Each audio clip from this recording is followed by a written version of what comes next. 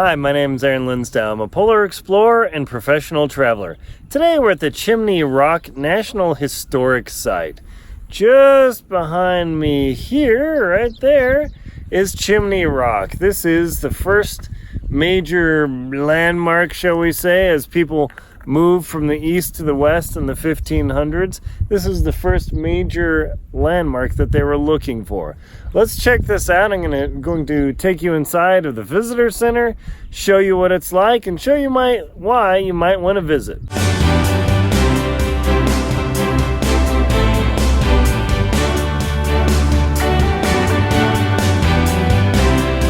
The Chimney Rock Visitor Site is located about 20 miles to the east of Scottsbluff, and it's pretty much in a cow pasture, shall we say? Yes, cows, pasture, and then Chimney Rock. From the visitor center looking west towards Wyoming, that's what Chimney Rock looks like. So why is this particular rock so important? I mean, there are other rocks in the region, but none looks like this. It's very distinctive. Now, way back when, it was actually less eroded when people were coming through here in the 1500s, and we're going to learn about that in the visitor center. But it's actually a key landmark here because, as you can see behind me, people that live in Oklahoma, Nebraska, Kansas, literally to the horizon, other than for some rolling hills and the river that kind of meanders, the Platte River and all those. I wouldn't say it's nothing, because there are people here and everything, but back in the 1800s, it was a lot of plains. It is hot, humid, a little bit breezy, lots of bugs. I don't know how those folks got across, but tens and tens of thousands of Americans made their way across the Great Plains to head for the west in Oregon to go to Salt Lake if they were a Mormon, or to go to the California gold fields, and it was a major thoroughfare to come through here. Now, as I said, 20 miles or so west of here is Scottsbluff, and that was a major point that once people hit Chimney Rock, they headed for Scottsbluff and cut through, and then about another 100 or so miles was Laramie Mountain, which is now in modern-day Wyoming, and that's what they were ultimately headed for, to get over the Rockies. Now, as they were cruising through this area, one of the keys was, it's like, man, we got to get through the Rocky Mountains before winter sets in, because, I don't know, Rocky Mountains in winter can be very tough. Nowadays, with modern conveniences and cars and all, you're pretty well protected. However, back then, you were out in a wagon. Actually, I want to show you one sign here. Yeah, back then you're in a wagon with minimal protection. Oh, interesting, huh? Alright, innocent assassins. Gonna have to take a picture of this. Also, do note when you're walking out here, there's a sign warning you of rattlesnakes. Do not just go wandering out here. I mean, I don't see any rattlesnakes here, but at agate fossil beds, I almost stepped on a rattlesnake. That would have been bad. So there's a little warning here. Yes, avoid the rattlesnake. So let me get a picture of that sign. We'll read it, and then we'll go into the Visitors Museum here, check it out, and I'll show you what it's like, and then talk a little bit more about this site. Looking southwest at Chimney Rock. Do notice that the funds are a little bit tight. There is an admission fee to the museum. Adults, members free, company children free, National Park Service card holder $2. So you can just go out and view it, but I think it'll be worth going in.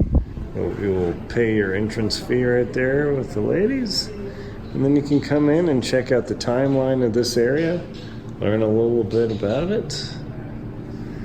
And they have animals from the region and skins from animals. Show you what the area looks like. You got a mule deer, a pronghorn, and another mule deer. So far, I'm just looking around. This museum's actually really nice. It's a historic site. It's actually part of the Nebraska park system. But if you have a national parks pass like I do, you get a little bit of a discount. So I wouldn't complain about that. So they just they share that and respect that, which is pretty cool. But there are lots of neat artifacts in here. If you want to learn just what it's like to carry an oxy oak, yeah, probably not. But I'll show you a couple of different features and give you a little bit of a tour. There's a video starting in just a few minutes to learn a little bit more about why this site was important and why this building was erected. Looking at Chimney Rock through the spotting scope in the visitor center. Now this is actually pretty entertaining, depending on how heavy your wagon is. You put different amounts of flour and food and cornmeal and beans and rice in there. And you fill the wagon, and if you have enough, you'll probably be okay. But if you don't have enough, you will die. And if you carry too much, you will never make it because your animals can't make it and it'll wreck your wagon. That's pretty cool. And on the other side of the museum, they have more remarkable items.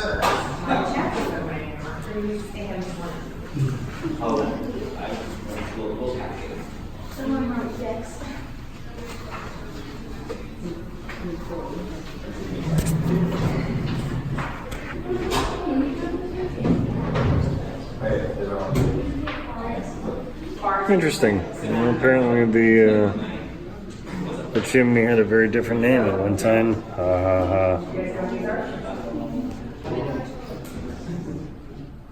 They had all sorts of different names that they could have called it, but ultimately they settled on chimney. And to the different people from the different times, it was a big deal. Interestingly, they have a display where you can actually try out your hand about carving your name on a stone, which I suspect is not as easy as one might think. And I don't have a spoon, not the best tool.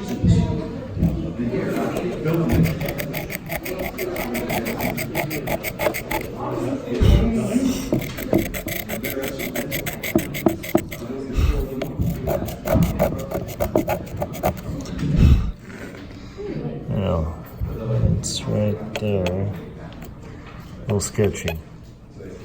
Guess I need a better tool.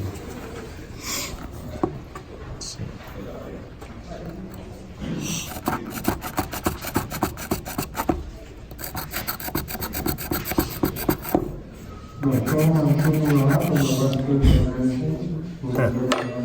It's pretty interesting. These pieces of rock have fallen off the chimney and names have been etched in here. They can't be attached to anybody, but that's what they did then too.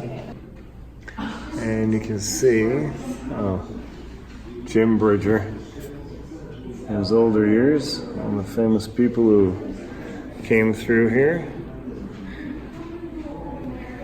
Showed the different pictures and the sod house that was built out here. Another home. You can see Chimney Rock slowly disintegrating. How crazy it was back then.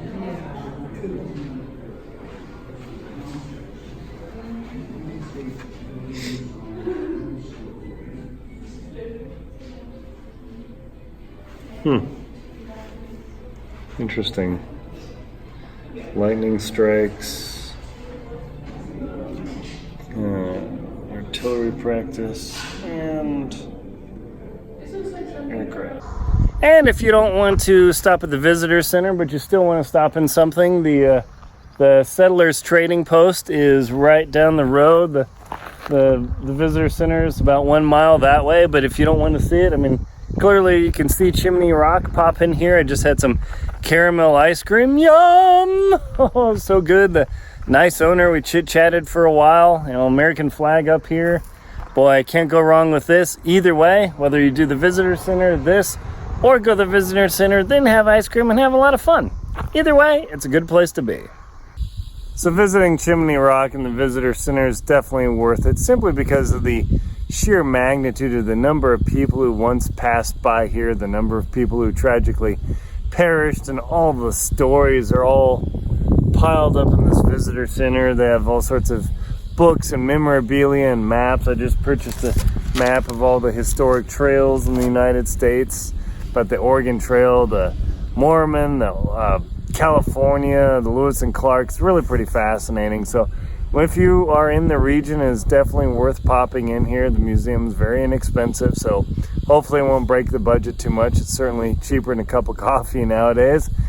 This Chimney Rock is a huge marker for people during the westward migration in the mid to late 1800s. Just literal mountains of people passed by here until the railroad came through some ways off over here.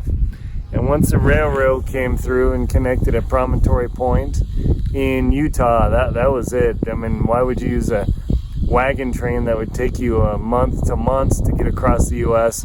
when you could hop on a train and get the job done in 3 days? I mean, once the railroad connected, this was all it. So if you have the chance, I highly recommend popping in and checking this site out. It's really fascinating and a huge piece of American history.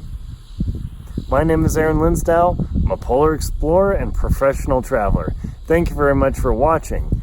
Please like and comment on the video. Hit the subscribe button. That helps support my channel and makes it much easier to bring you these videos. Really appreciate it. And also, please support me on Venmo, PayPal, and Patreon. Thank you very much for watching.